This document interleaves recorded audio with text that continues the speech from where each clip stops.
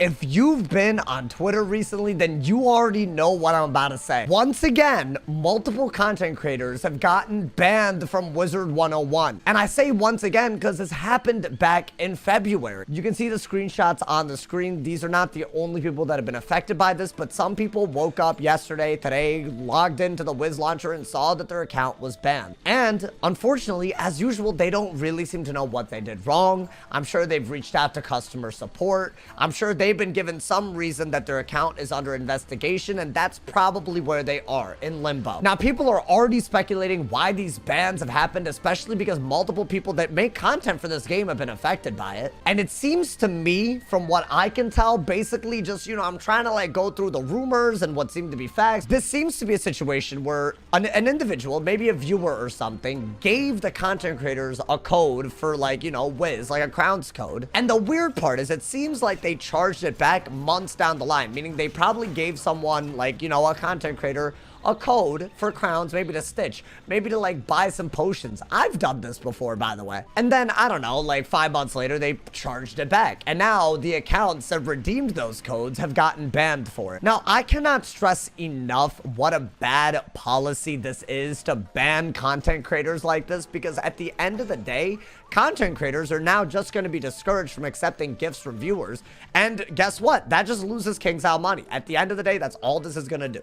Ironically, I think in their attempts to save money by dealing with chargebacks, they're actually discouraging people to support content creators and content creators from accepting gifts like that from viewers. Now, if you guys did not watch the video that I put out in February, there actually was a very big issue around this, and they seem to have responded back then as well. So if you guys don't know, right, back in February, what seemed to be the issue was someone bought a bunch of crowns, right?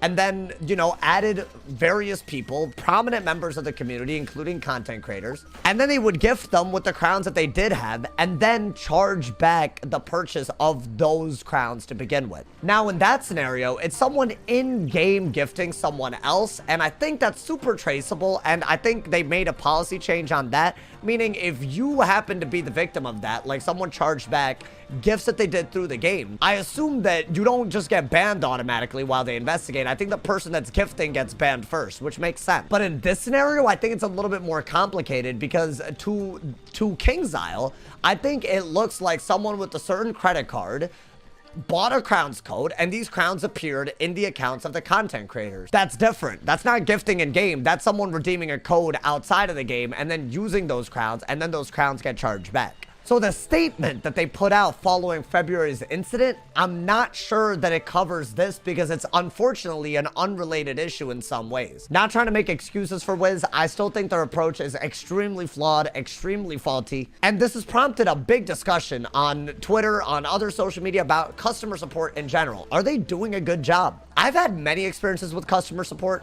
especially before I was a content creator, that were both positive and negative. I've deleted an item that was very rare. I forgot what it was. I think it was a crowns wand that I simply would not have been able to get back then before I was a content creator. And they were very nice. They actually restored the item. But also, I don't know if y'all remember, but I got suspended for a month on this game because of the tomato basket glitch before I was a content creator. And they were extremely unhelpful. I think that customer support is very often judged on promptness, and that's why things like, getting stuff restored is really cool that they respond so quick. But I feel like when it comes to chargebacks of any kind, whether it's in-game, outside of the game, whatever it is, I think promptness should not be the priority. And that seems to be what their default is, as in they ban accounts while they investigate. And I feel like this is not a good approach. If I were to log into the Wiz launcher, put in my account information, and saw your account is banned, that immediately does one thing. It tarnishes the trust that I have with that Wizard101 game that I just logged into. It automatically would make me feel less valued as a customer. It'd make me feel like they're not on my side, and it would make me feel like it's much easier to target me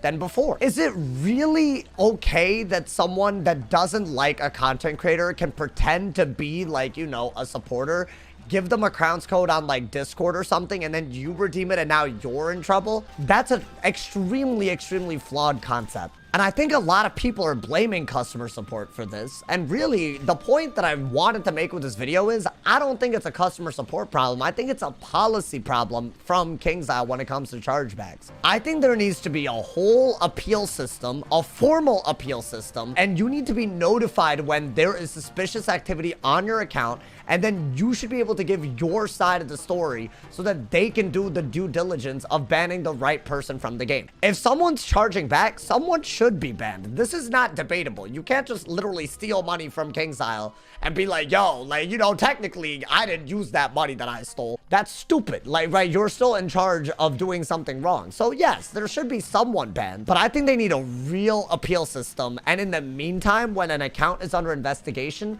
I don't think a ban should be the way they go about it. Bans feel permanent. So one, a suspension is the starting point, not a ban, suspension. Second off, in my opinion, what they should do is they should give you limited ability to play the game if your account is in a weird standing. I think they should give you the benefit of the doubt, but maybe they should prevent you from doing, like, I don't know, like all kinds of activities, right? Maybe they should limit your reach to like Wizard City or something. So you can still like pet train, you could PvP, you could garden, you could do all of the things that you normally do, but maybe, you know, while there might be a problem with your account, maybe you can't, like, you know, go to every part of the spiral, do raids, do dungeons, help friends, that type of stuff. It would be limited, but not a ban. I think they need something like that, some middle ground between literally banning and I guess literally doing nothing about chargebacks, because I feel like both are wrong. But I'll tell you what happened last time this happened. Everyone who was falsely banned got unbanned.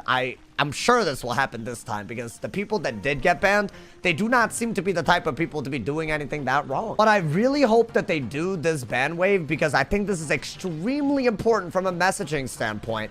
I hope that they're clear about what made this situation different from the situation in February. Is it what I said in this video? It's in-game purchases versus outside of game purchases, or is it the same thing and they have not actually changed their policy on this like they promised? I'm happy as long as innocent people aren't banned and Wizard101 makes it clear what they learned from this one compared to the last incident. I hope they're convincing on that one, because otherwise it does just feel like a breach of trust, and I hope that's not what they do here. Hopefully y'all enjoyed this video. I want to be honest. I don't want to be brutally honest, but like, you know, I feel like this is a mess, but I also want to be fair to all parties involved. So I hope I did that with this video. I'm not trying to attack people. I'm not trying to encourage hate towards customer support, because they don't have an easy job, y'all. What's most important is I want to look forward to reading y'all's comments. Do you guys think that this issue is so different from February's incident that it warranted another mini ban wave? And how do you guys think that Wizard101 should deal with it? Keep in mind, they do have to keep their money when chargebacks happen, but they also have an interest in protecting innocent players. Do you guys think there's a system in place that can do both at the same time? I'd love to hear y'all's comments, suggestions, ideas in the comment section. As always, I'll read every comment. Drop a like if you enjoyed, leave a sub if you're new, and if somebody hasn't told you you're awesome today, they doing something wrong. I'll see y'all soon. Stay awesome, y'all. And yeah.